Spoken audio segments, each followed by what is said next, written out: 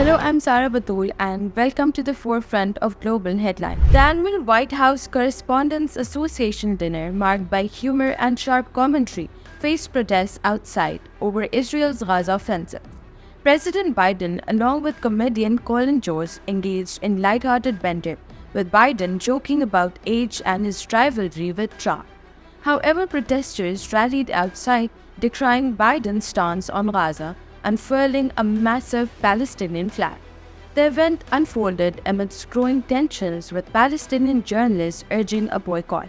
Meanwhile, police prepared for peaceful demonstrations as the gala continued, highlighting the intersection of politics, media, and global conflict. Meanwhile, in the Middle East, Hamas is reviewing Israel's latest counter-proposal for a ceasefire in Gaza, prompted by the arrival of an Egyptian delegation in Israel.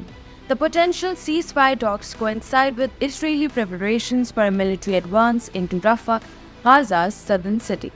Hamas, previously adamant about a permanent ceasefire, is evaluating the proposal mediated by Egypt and Qatar. International efforts to broker peace in Gaza are escalating, with the World Economic Forum hosting a summit in Saudi Arabia, featuring a dedicated session on Gaza. Witnesses have reported fresh Israeli strikes around Rafah, raising concerns about civilian casualties. Opposition to an Israeli incursion in Rafah is global, with pro-Palestinian protests erupting on U.S. university campuses. Russian missiles struck power facilities in central and western Ukraine, exacerbating pressure on the country's energy system despite a recent breakthrough in U.S. military aid. The aerial assault, utilizing long-range missiles, including cruise missiles launched from Russian strategic bombers, marked the fourth major attack on the power system since March 22.